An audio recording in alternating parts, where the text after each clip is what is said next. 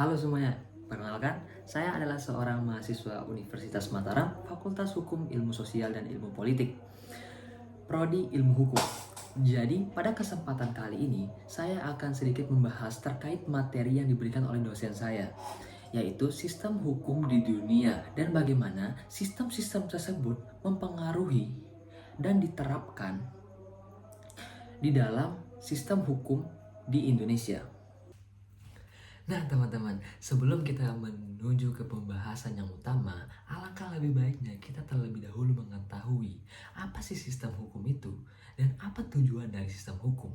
Jadi, sistem hukum adalah suatu kesatuan yang terdiri dari aturan-aturan hukum, lembaga penegak hukum, serta mekanisme pelaksanaannya yang sering berkaitan dan bekerja sama untuk mencapai keadilan hukum, seperti kepastian hukum, keadilan hukum, serta kemanfaatan.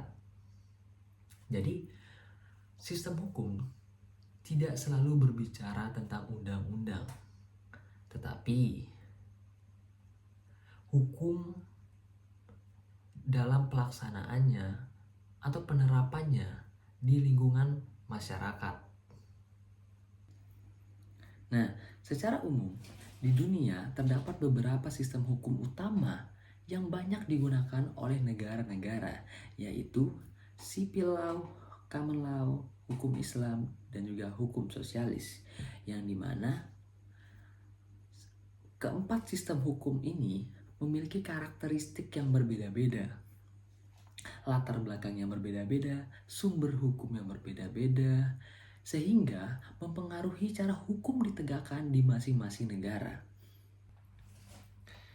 Nah, selanjutnya kita akan masuk ke pembahasan utama, yaitu salah satunya sistem civil law.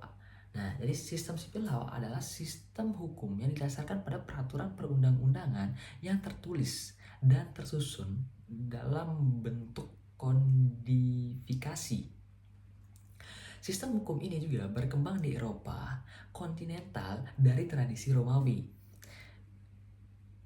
Dan juga dalam sistem ini, hakim hanya berfungsi sebagai pihak yang menerapkan hukum, bukan orang yang menciptakan hukum tersebut, gitu.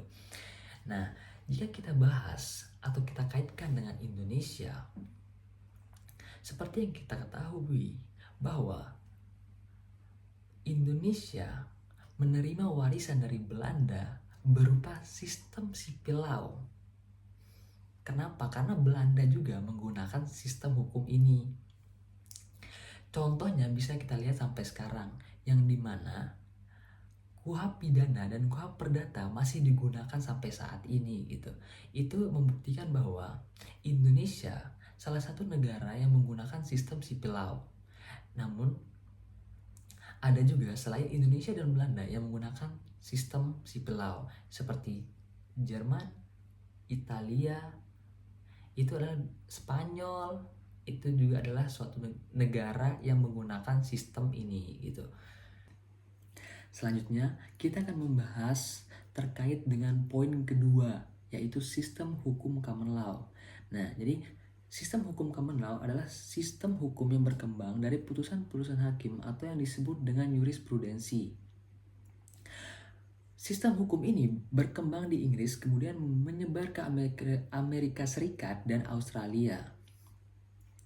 Nah, kalau kita hubungkan dengan negara Indonesia, meskipun di Indonesia sendiri tidak menggunakan sistem hukum ini, namun dalam penerapannya pengaruh common law sudah bisa kita lihat dari contoh penggunaan jurisprudensi sebagai pertimbangan hakim dalam memutus sebuah perkara.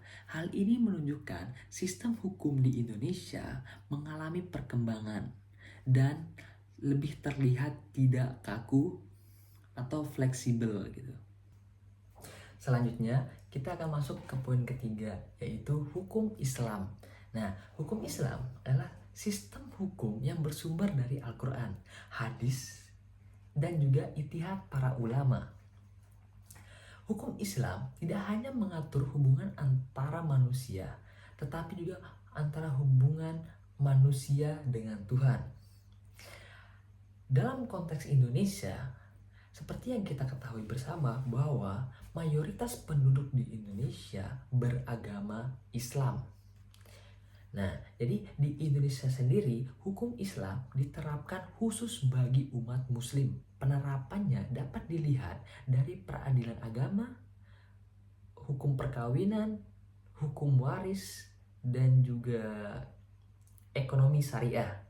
Nah, hal ini menunjukkan bahwa hukum Islam itu sangat penting dalam sistem hukum nasional, namun dalam bidang tertentu.